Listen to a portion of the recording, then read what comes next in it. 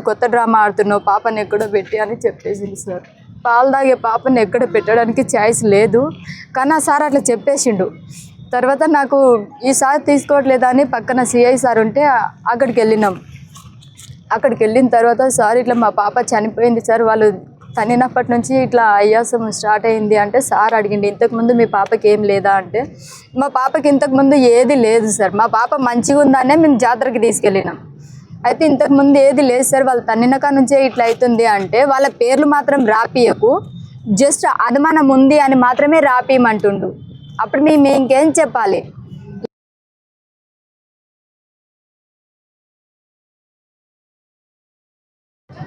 ఆ సార్ అప్పటి వరకు రెడ్డి అని నాకు తెలియదు, లేకపోతే నేను అప్పుడే తిరగబడేదాన్ని.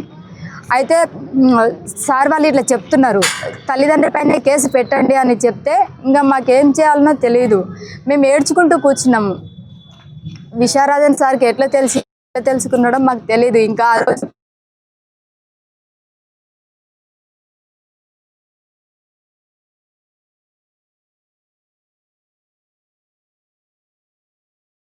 డిఎస్పీ తీసుకున్నాడు మా కేసు.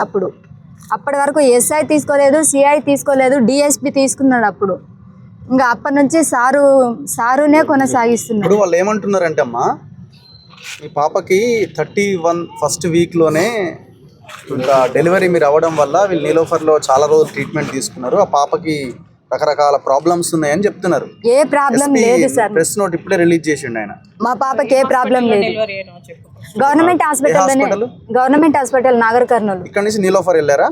ఇక్కడ నుంచి మా పాప కొంచెం బరువు తక్కువ ఉంది సార్, బరువు కోసమే పోయినాం కానీ వేరే ప్రాబ్లం ఒక్కటి కూడా లేదు. మా పాప డిశ్చార్జ్ చేసినంటే మంచిగా ఉన్న తర్వాత డిశ్చార్జ్ చేస్తారు కదా, అది కూడా అది డిశ్చార్జ్ చేసినది కూడా మా దగ్గర ఉంది, అది కూడా ఉంది మా దగ్గర.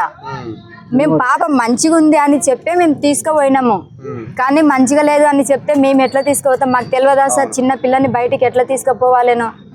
ఏ ప్రాబ్లం లేదు కాబట్టే మేము తీసుకుపోయినాము. వాళ్ళు తన్నడం వల్లనే నా బిడ్డకు అట్లా జరిగింది. ఇప్పుడు అక్కడ తన్నినప్పుడు పోలీసులు ఉన్నారు అక్కడ?